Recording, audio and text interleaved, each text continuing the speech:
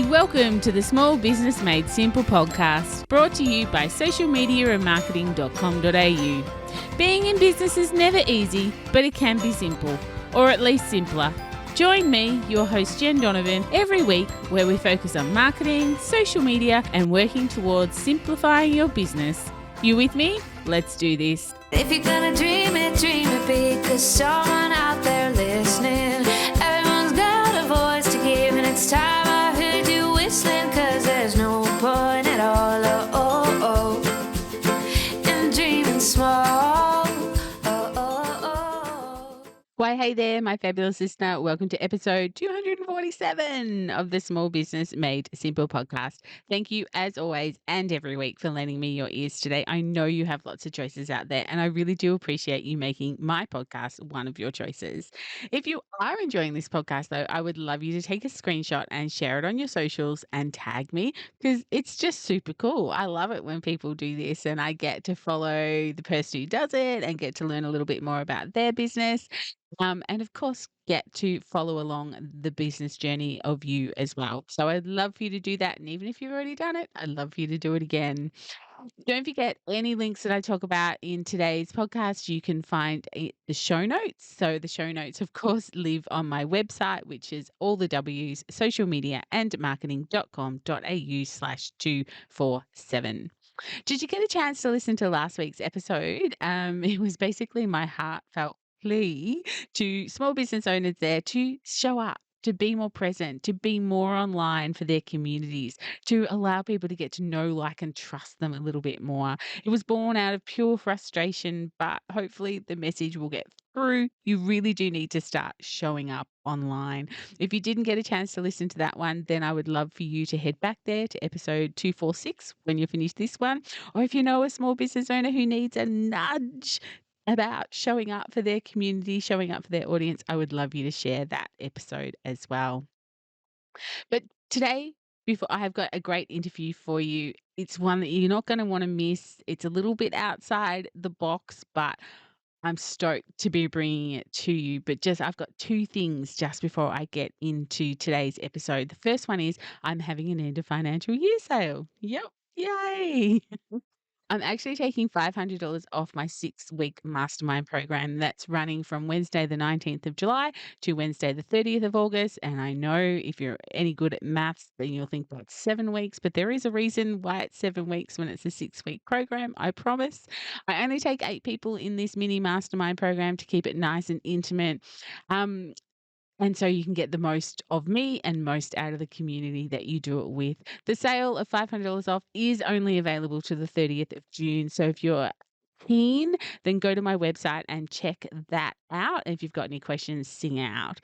But if it's really for you, if you're looking at the back half of 2023 thinking, I need to get my marketing butt into gear, or I need some help with my marketing strategy. 4 spots have already been taken out of the 8. So you can go and check it out at bit.ly. So bit.ly/mastermind with Jen, or just go to socialmediaandmarketing.com.au, click how to work with me, or scroll down a little bit on the front page and you will see it there. Of course, I also need to give a shout out to this week's podcast sponsor, Cloud House Consulting. Imagine working with someone who loves your numbers. Think less stress and 100% support. Think Bronlyn and the team at Cloud House Consulting. Bronlyn from Cloud House Consulting was actually a guest on this podcast way back on episode 158. So head back there if you haven't had a listen to that one. She was talking to me talking to us all about 3 reasons why you need to keep an eye on your numbers. Great evergreen episode, still very relevant today. Um, and it was so good to have Bronwyn on the podcast, because that's really what the team at Cloud House Consulting do. They support you to grow your business. They're the team that you need on hand to master all the basics, but they also cover all the other stuff as well. I do love Bronwyn's ebook titled Kitchen Table Empires, because, hey, so many of us are literally trying to build empires around our kitchen table. If you want to get a hold of that reference guide ebook, which goes through things like GST registration, employment basics, cash flow, and budgeting, then head to Cloud House Consulting to their website, which is basically all the W's.cloudhouse.consulting, and you can find the ebook there. But on to today's episode, and we are talking domains. We are actually talking website domains. So my guest today is Rosemary Sinclair from auDA, which is little a, little u, big D, big A. auDA, as opposed to Audi, or Aldi, the supermarket in the car. This is auDA. And if you've never heard of auDA, then that's probably a good thing. But let me tell you, have been working away for many, many years, quietly in the background, keeping your Australian-based website safe. So you mightn't have heard of them, but they've certainly been helping you in your business journey. Rosemary is a highly qualified guest, and we have a great chat. But a little about Rosemary before we start. She has over 25 years' experience as a non executive and managing director, serving on private companies, federal government, international level association boards.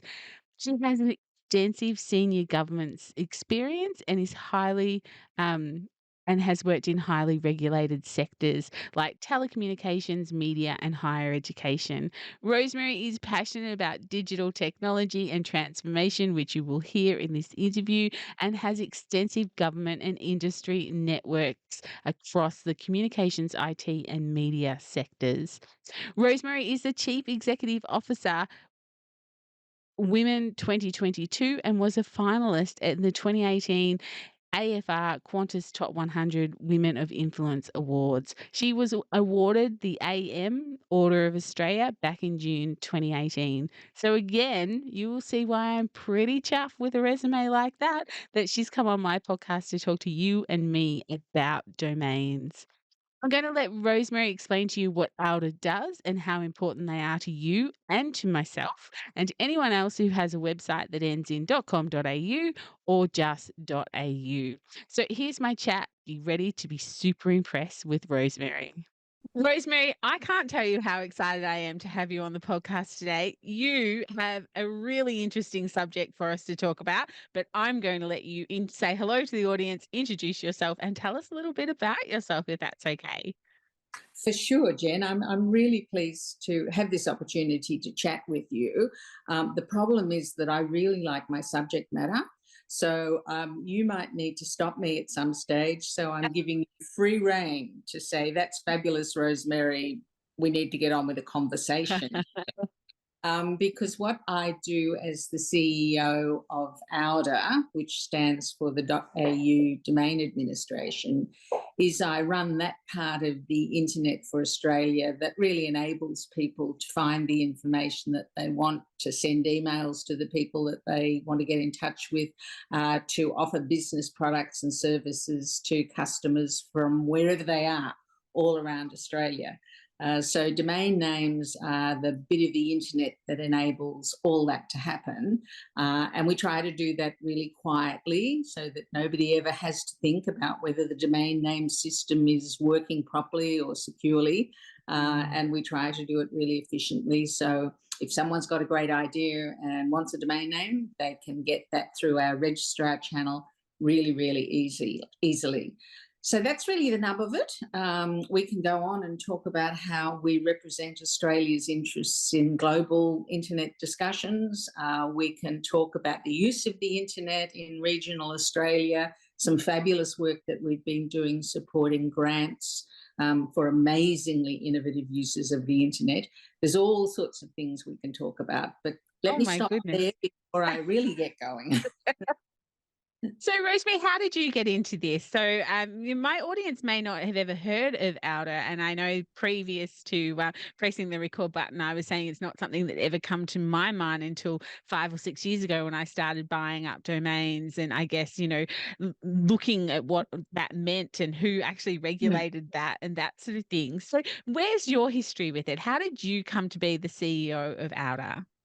Well, it's a surprisingly long history when I think about it. I've worked in the telecommunications industry for many, many years and was really privileged to see the rollout in Australia, firstly, of mobile phone services and then secondly of what became broadband services, which of So course were are you the involved in CDMA?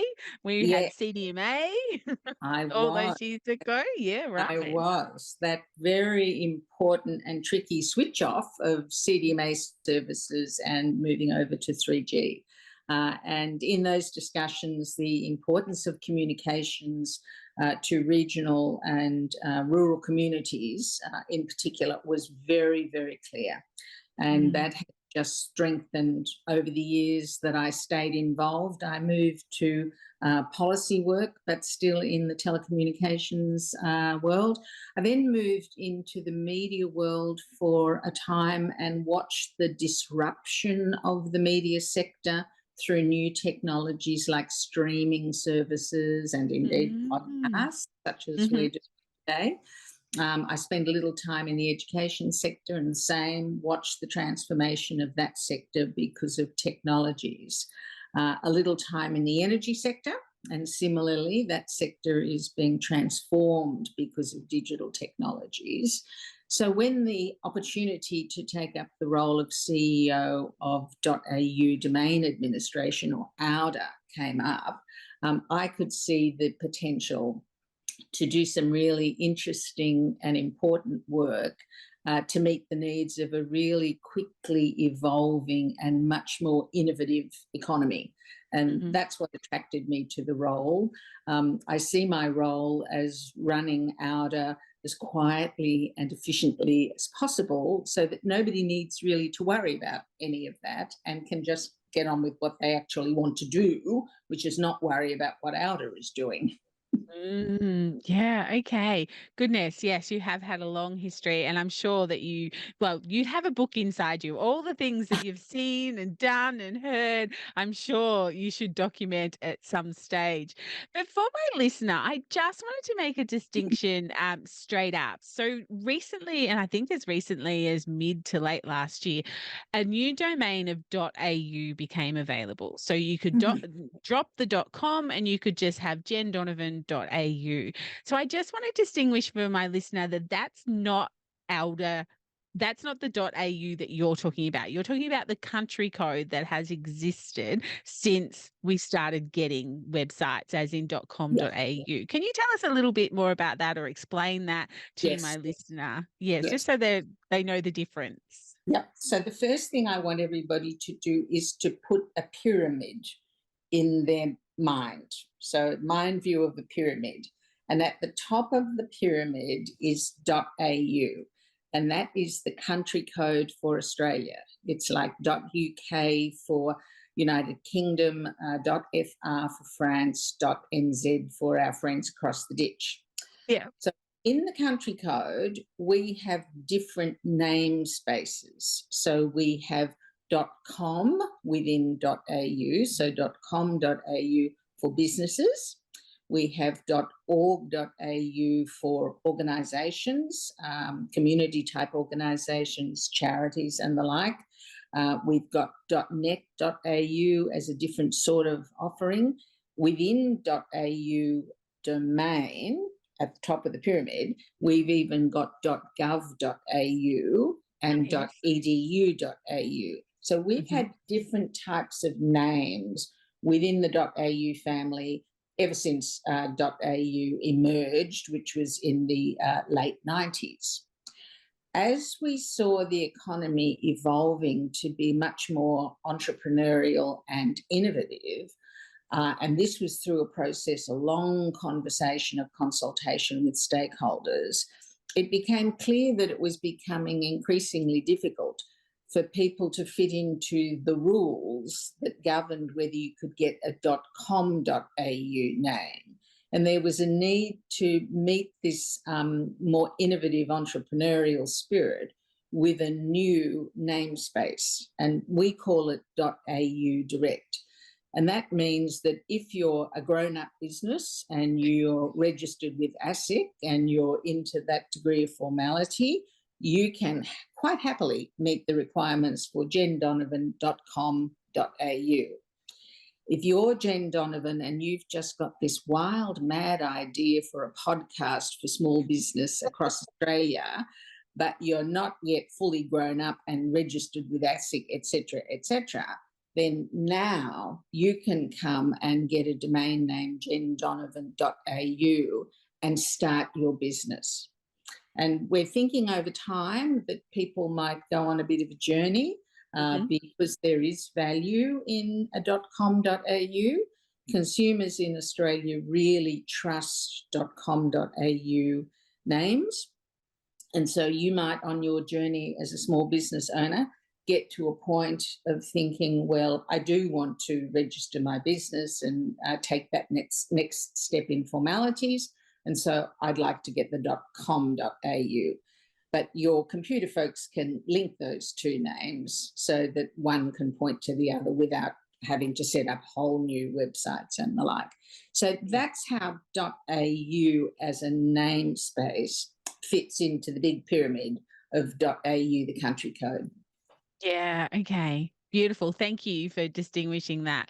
Yes, it's hard on a podcast to make people imagine a pyramid, but I think you did a really good job of that.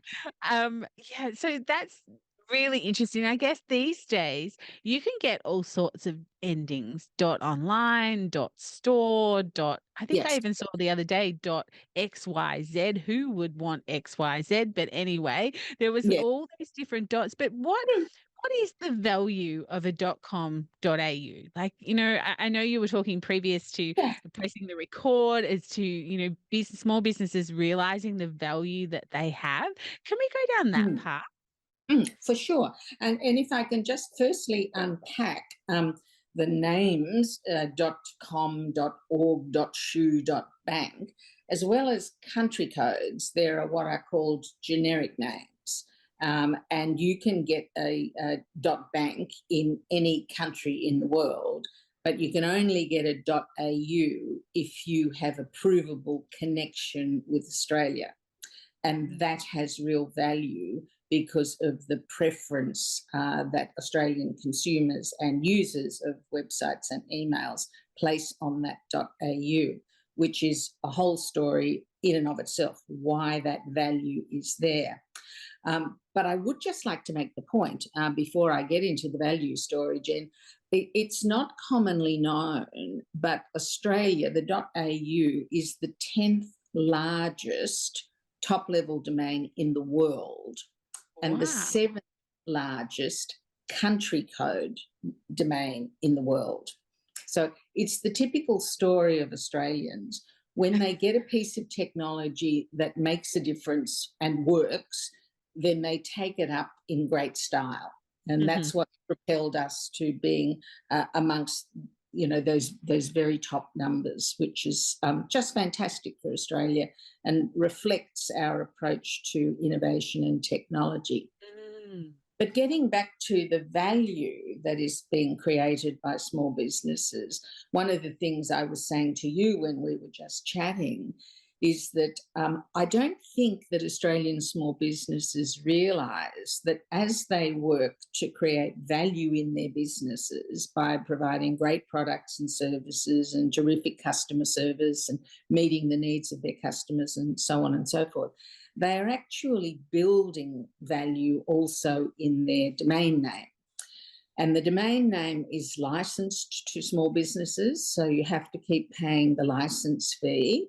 But if you do, then when you get to a point of wanting to realise value in your business, the value that you've created over many years, I want people to really take a moment to talk with their accountant advisor about what value there might be separately from the chairs, the tables, the stock, the cars and all the rest of it, what value there might be in the domain name.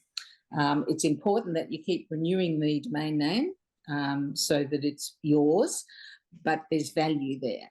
And part of it is the products and services and the customer service, but as well, research that we've done shows quite clearly that Australian consumers reach for a website or email addresses that end in .au first because they know it can be trusted. And we've got global proof that .au is a highly trusted domain and it relates directly to the way we run the domain, the rules that we apply, and the operational practices that we apply. But there's value there because there's trust there, which is, of course, a known business equation, but it applies to domain names as much as anything else. Yeah, that's yeah, and I think if anyone is listening to that and you watch your own search habits, you know that that is true. Like I know I'm looking for the .au in things, and then when people have a .com and I go to their about page and I still can't work out whether they're Australian or whether they're not Australian, it kind of like I'll just look for someone else, or this person isn't for me type of thing, because I can't work out who they are or what they are Mm. type of thing. They haven't been able to build that trust with me. I do that often. I guess maybe more often than most people because of my podcast. I'm always getting, I probably get up to 10 people email me a day asking if they can come on my podcast, and I do Mhm. some research on them. It's just like I only take Australian guests at this point.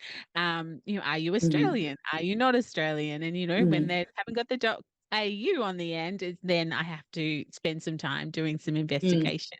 So absolutely. Rosemary, you've said a couple of times there at the start that you like to operate quietly so that, people don't necessarily need to know what auDA is, doing or what they're not doing because the system just works. But what Mhm. would be a situation where someone would reach out to auDA direct? Like what sort of consumer or business situation would that look like? A couple of examples that I Yep. can think of, and when I say we do our work quietly, our work consists of three main buckets. The first is making sure that .au operates securely, reliably, and stably, so that when people are trying to use the system, it's always there to meet their needs. We have the numbers are quite amazing, but something like 60,000 inquiries to .au websites or emails every minute. It's Oh, really a very high level of activity on our system. So we're really concerned about security and stability, number one. The second thing we worry about all the time is compliance with our rules and fair and proportionate administration of the licensing framework. So that's where people can make inquiries of us. They can also go to their registrar, the people who sold them the domain name in the first place. We do a lot of work with our registrars to make sure that they are absolutely up to date with our licensing framework, our rules, our approaches to checking, for example, that someone has a connection to Australia and therefore can get a .au.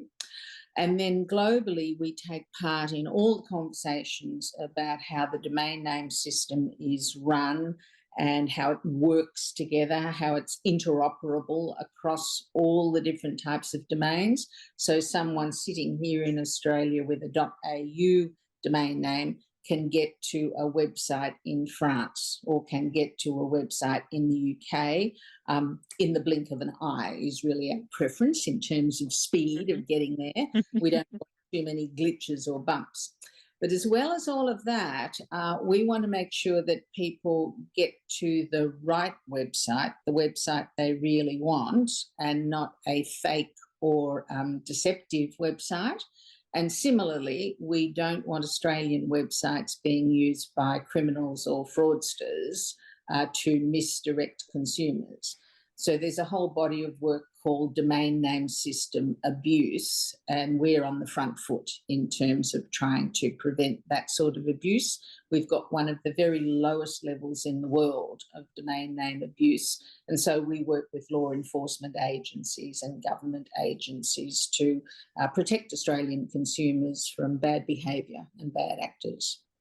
Okay. That's really interesting. That's 4 very big pillars to sort of be covering for sure. Mm. That was a really interesting point you brought up about security.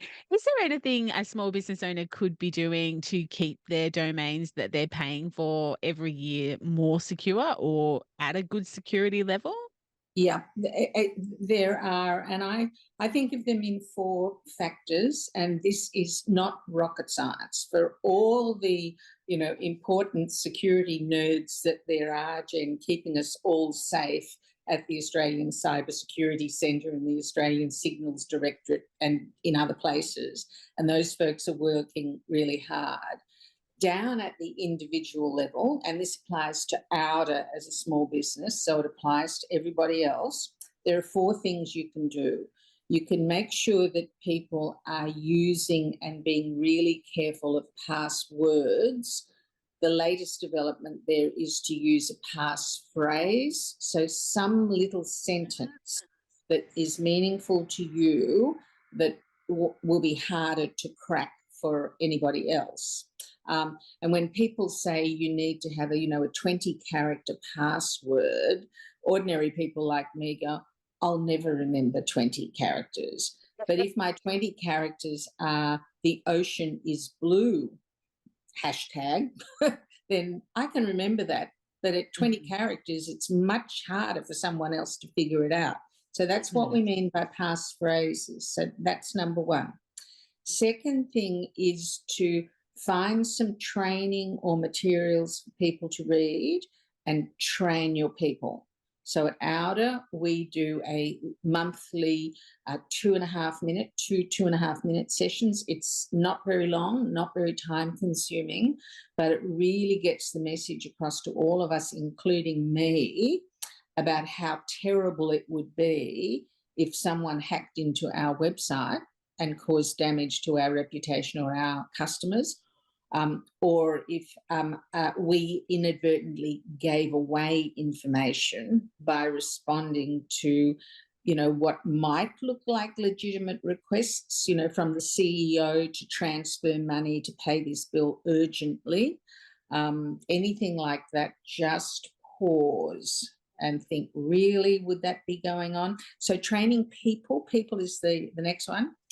Third one involves working with your IT people to make sure that your systems, the software systems that you're using, are up to date, because any little out-of-date element of software can be used by bad actors to worm their way into a website and then present a legitimate website to the world for illegitimate purposes.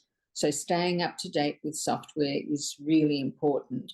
And every time an IT person comes to, fix a computer or do anything, just get them to check that all of your systems are the latest up-to-date systems, because all of the systems are adding on security elements to deal with the kind of world that we're in. And the last thing is to make sure that all your partners, your third-party providers, are being as careful about security as you are being about security. Because if you're, working closely with someone who's not taking care of passwords, people, and patching, then they can be the back door into your systems. So those are the four things: passwords, people, patching, and third parties. And anyone can think about those things. It's, as I said, it's not rocket science. It's not frightening. Sometimes I find the jargon that our computer whizzes use, it's frightening. You think, I can't understand that, and therefore I'm not going to do anything about it. But, thinking about it the way I've described it, anyone who's running a small business is more than capable of dealing with those four elements. Yeah, great. Thank you for all those tips. Rosemary, this has been such a great conversation, and I've still got so many things I'd like to ask you. But two things just before we finish up, if that's okay. auDA has a membership program. Can you tell us a little bit about that in case someone, my listener, is interested in knowing a little bit more about that? Yeah. And the first thing I'm going to say, Jen, is it's complimentary. It's absolutely free to be a member of auDA. And there's a very good reason for that. We're supposed to be doing what we do every day for the benefit of Australians. And so it's really important for us to understand what Australians think might be in their benefit, and for us to stay really close to our stakeholders. And our membership program is one way of doing that. So we provide a lot of information to our members. There would be cybersecurity tips. There would be opportunities to come to webinars. There's weekly newsletters. There's a range of simple, easy to access information that can help anybody with a domain name. We ask our members to let us know what they think about particular things that we're consulting on, issues that we think are important. We ask our members every couple of years what they think about what we're doing and is there anything else we could do to help people. And of course, our members have a very important role formally at our AGM in terms of electing directors and telling us what they think about how we've been going. We've got a very high degree of transparency about the way we run .au because we're running it for the benefit of Australians. So just go to auda.org.au and you'll find information about membership. As I say, it's completely complimentary. We just love people to join in our work and be part of what we're doing on their behalf. Beautiful. Thank you for that. And the other thing that you mentioned at the very start that I just wanted to dive a little bit deeper, I'm not sure how deep you can go, but you mentioned that you were doing some really innovative things, supporting some innovative people through grants and things like that. What can you tell me a little bit about that without perhaps giving away someone's IP of what they're up to? But yeah. Yeah, no, it's a program we run that was started some years ago under the auDA Foundation. We now call it the auDA Community Grants Program. And we go out around about August, September each year and let everybody know that we've got the capacity for 15 grants of $40,000. And we're interested in grassroots ideas about what people could do with that money to innovate with the internet or to develop some useful application of the internet.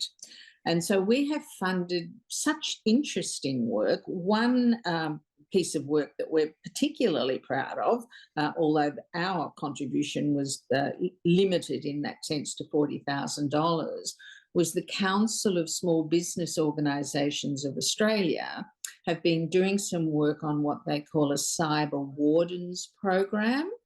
And what they're saying is everybody knows about fire wardens and most people have got one or know where to get one. And, you know, that's all set up in people's minds. The issue of the moment is cybersecurity. So let's help everybody to become aware and to put in place cyber wardens in their businesses. So we funded a little pilot with our $40,000 for COSBOA to do that work. That turned itself, Jen, into $24.5 million worth of funding from the federal government to expand and develop that program of cyber wardens to help small business. So that's one that we're very proud of. Just one more example, if you might indulge me, way down at the community end of things. Last year, we funded a program to use the internet to provide information for people with disabilities about where there are accessible beaches. And I just particularly love this program because it's a relatively simple use of the internet, but it enables that experience that is so Australian of being able to get down to the beach and, you know, be in the sand or in the water, whatever the circumstances might be. But it deals with that terrible problem of you get to the car park and then everyone else can get down to the beach, but the person with the disability is stuck in the car park. And I just think it's the most magic example of where we can use the internet to create opportunities and experience and equity for all Australians. And that's what we're on about, the internet for the benefit of all Australians. So that's I just love that. apples. I Yeah, it's love great. that someone obviously see a problem, solve a problem.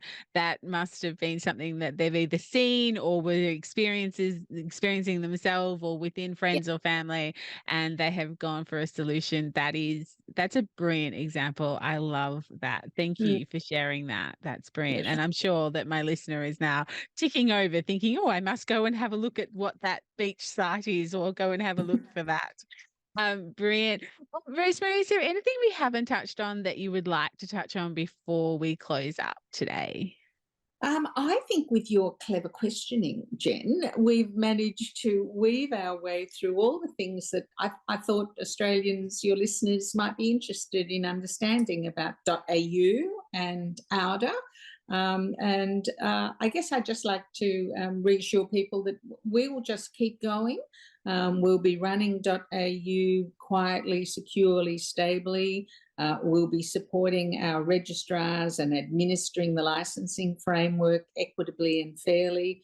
We'll be having our voice in the international debates, and we'll be really staying in touch with our members to understand the needs of Australians and to try to respond through our own innovation so that .au remains really contemporary and relevant to what Australians are trying to do on the internet. Yeah, beautiful. Thank you. And I will link to the auDA website on in the show notes and any socials you might have as well, so people can kind of that out and go and follow along. And maybe even, I would encourage people to go and have a look at the membership program as well, because I don't know many small business owners who don't want to know more about how to keep themselves safe from. Because cybersecurity, like you say, is a really, really top of mind topic at the moment for lots of small business owners. Rosemary, thank you so much for coming on. You've been a wealth of information, and yeah, I've been very curious about Mm. auDA. So yeah, really grateful that you came on and gave me your time today. It's been an absolute pleasure, Jen, and perhaps we'll get together again down the track when there are new and interesting things to talk about. Sounds great. Thank you so much. I really hope you enjoyed that interview and found it interesting. I found it just so interesting. I had not heard of auDA until I did some digging a few years back, and I really do feel it's exactly what Rosemary says. They work quietly in the background, keeping us happy and us safe. But they need a bit of limelight shone on them, hence me doing this podcast episode today. I would highly recommend that you become a member of auDA. It's actually a free membership, and the link, of course, is in the show notes. But you can basically just go to auda.org.au. So that's auda.org.au and hit become a member. And of course, you will see it there. If you've got any questions or queries, then get in touch. You can head to my Facebook group, Like Minded Business Owners, or you can email me. DM me on Instagram, LinkedIn. You can send me a carrier pigeon, whatever you would like to do. But I would love to hear from you, and I'd love to hear your thoughts on auDA and, of course, everything Rosemary had to say. But that's basically it for episode 247. If you love this episode, then I would love for you to leave me a rating and review if that's possible where you are listening to it. But I will see you next week for episode 248. Thanks again to Cloud House Consulting for sponsoring today's episode. Don't forget about their ebook. That is a great reference guide on everything to do with business, including GST registration, employment basics, cash flow, and budgeting. You can find it all on their website at all the W's, cloudhouse.consulting. And if you are keen to join my 6-week marketing program, then you might like to head to my website and have a look at all the T's and C's and learn a little bit more about it. But basically, if you want to get your focus back on your marketing and get yourself an implementable marketing strategy for the last half of 2023, then this course is for you. The link, of course, is in the show notes. But in the meantime, let's get social on social. You'll find me on Instagram, Facebook, and of course, LinkedIn. But whatever you do, remember, my small business peep, as my opening song says, there is no point in dreaming small. No time like the present. Tell it like you feel it, say it proud, be true, and let us see you for the star that you are. No point in dreaming small. I I would like to acknowledge the traditional custodians of the land, the auDA people, on which I record this podcast and conduct my business today, and pay my respects to their elders, past and present. I extend this respect to the Aboriginal and Torres Strait Islander people here with us today as well.